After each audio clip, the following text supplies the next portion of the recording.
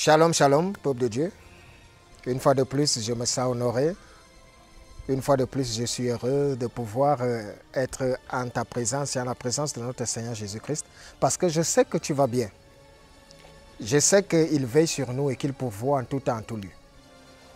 Et je sais que l'œuvre que nous avions commencée est une œuvre qui va nous porter vers la prospérité, vers la sécurité, vers l'entrée et l'établissement dans le royaume. Je me sens privilégié d'être le porteur de cette œuvre, de ce message, parce que ce n'est pas du tout facile.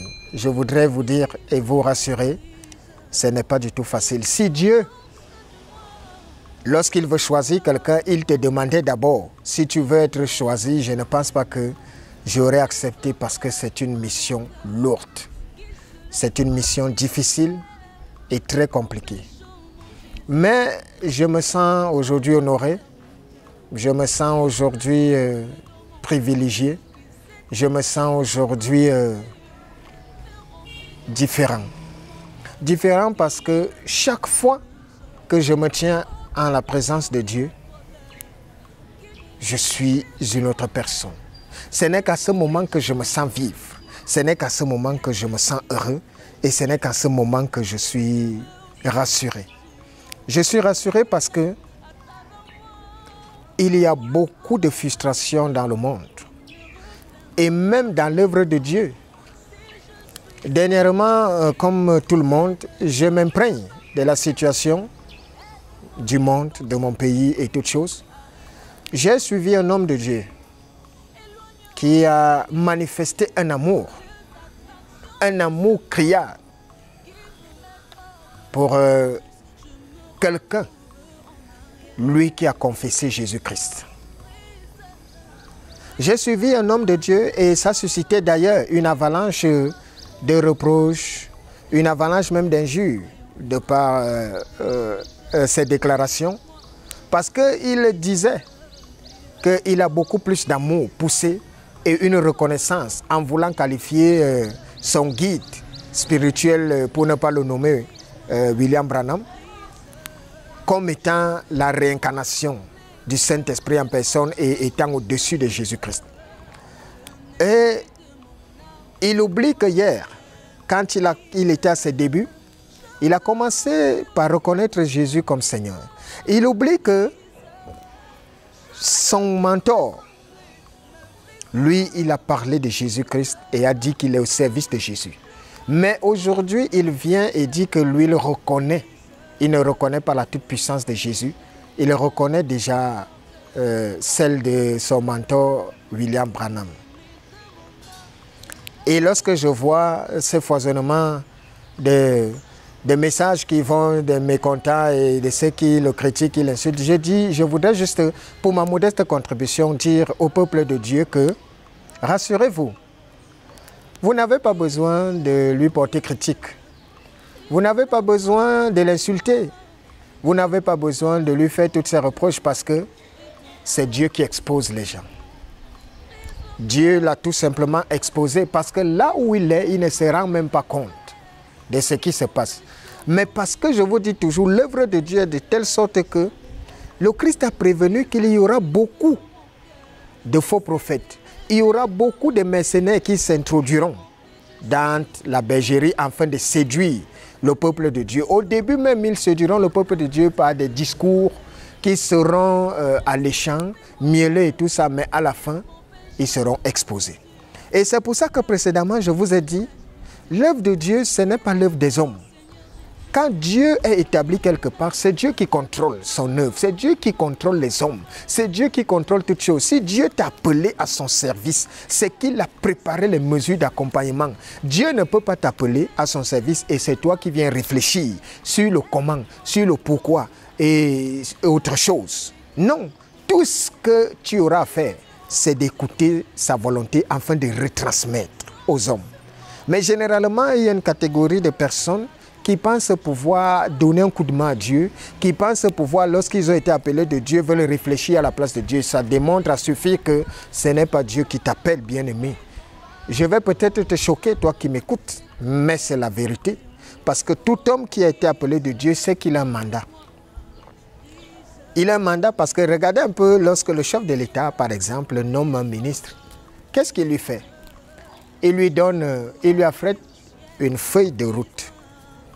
Et cette feuille de route, il connaît les challenges auxquels il aura fait face. Et on lui donne aussi les mesures d'accompagnement.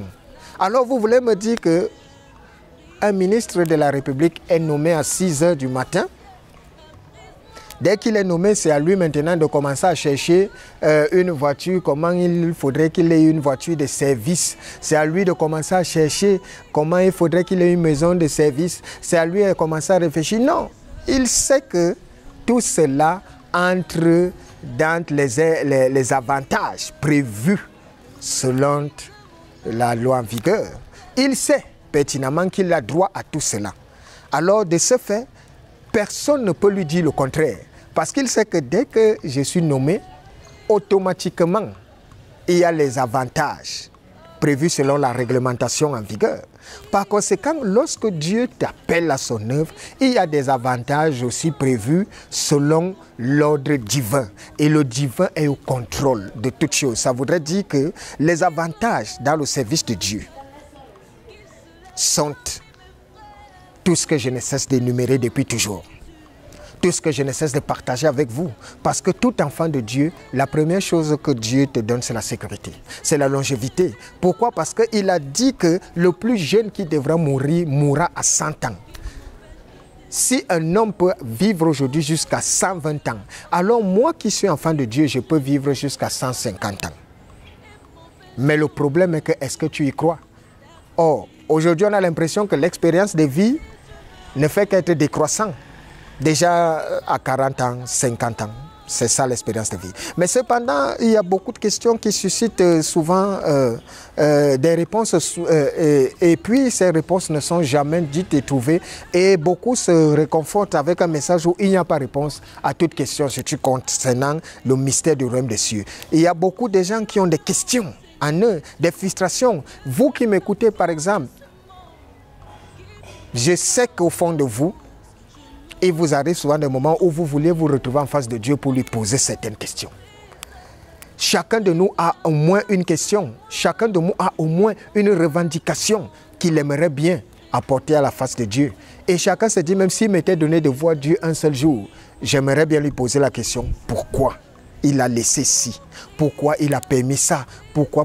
Et quand tu vas peut-être rencontrer d'autres personnes plus élevées spirituellement que toi, ils te diront toujours non, il n'y a pas de réponse à toute question. Mais que non, je voudrais te rassurer, il y a réponse à toute question.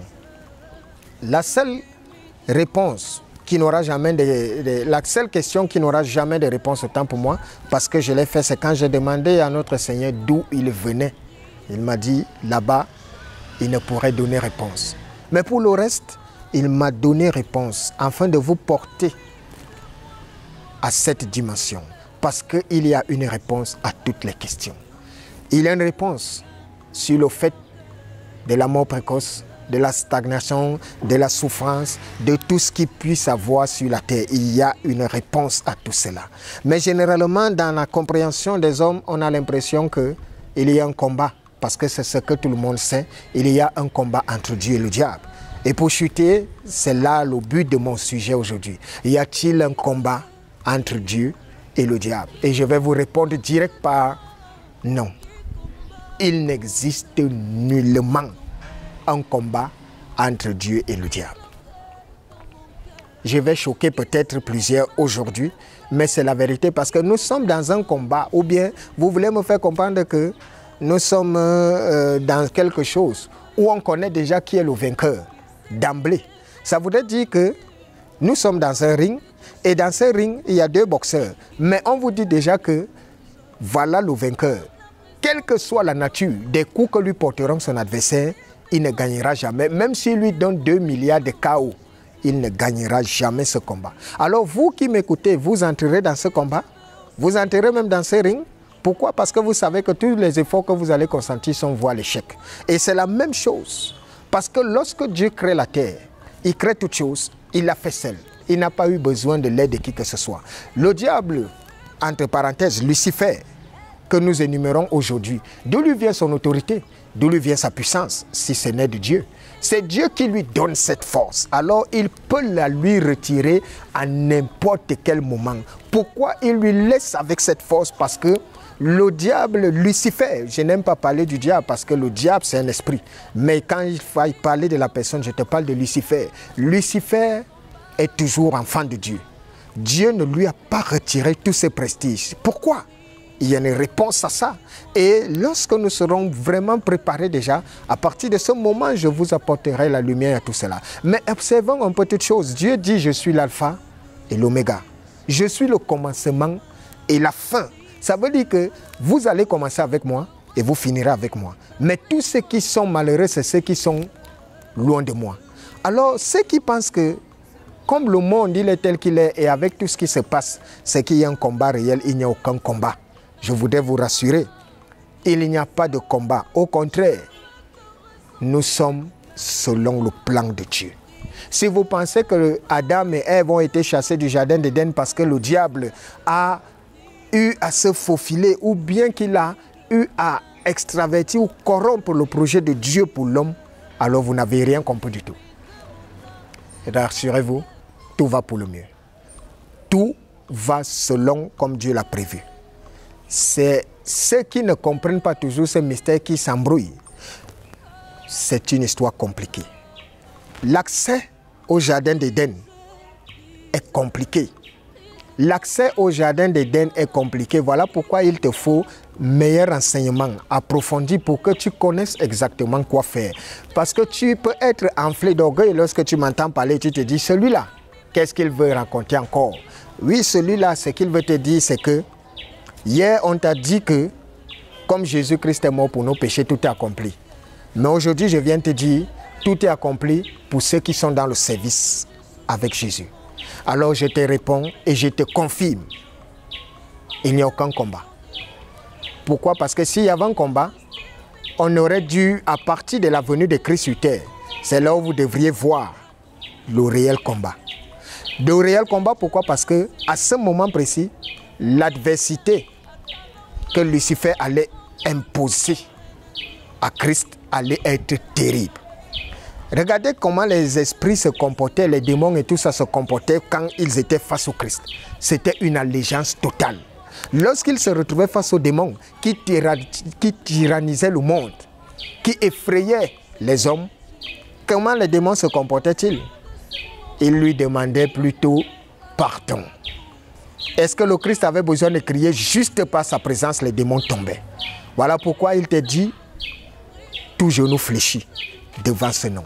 Même le diable fléchit devant ce nom. Alors ceux qui pensent que nous sommes en combat, je viens vous dire aucun combat. Il n'y a pas de combat. Au contraire, c'est le plan de Dieu. Et le plan de Dieu, pour te choquer davantage, est que moins de personnes soient éligibles pour le paradis. D'ailleurs, lorsque nous étudions l'Apocalypse, tu as déjà lu quelque part qu'il est dit que il y a 144 000 âmes qui sont préparées pour pouvoir entrer dans la Nouvelle Jérusalem. Que cela te fasse peur. Parce que si on te dit déjà 144 000 âmes, ça voudrait dire que ça ne s'est pas encore arrêté. Parce que peut-être nous pourrons encore être à la recherche d'une seule âme. On ne sait jamais. Peut-être ça peut être de ton âme qu'il s'agit. Alors viens à la lumière et viens servir le Seigneur. Et tu verras sa gloire. Si tu as été béni par ce message, alors partage-le, abonne-toi à cette page afin de continuer à recevoir l'enseignement par la révélation. Je précise enseignement par la révélation. Et si tu as des préoccupations personnelles, je suis disposé à pouvoir t'apporter réponse à toutes les questions qui seront les tiennes au travers des Saintes Écritures parce que c'est là que se trouve la clé. Alors que le Seigneur nous bénisse abondamment. Shalom, shalom. Amen. Brise l'orgueil dans mon cœur, qu'il se lève parmi mes frères, qui m'empêchent, oh mon Jésus, d'être leur serviteur. Brise l'égoïsme dans mon cœur, qu'il s'est élevé comme un mur, me remplit du souci du monde.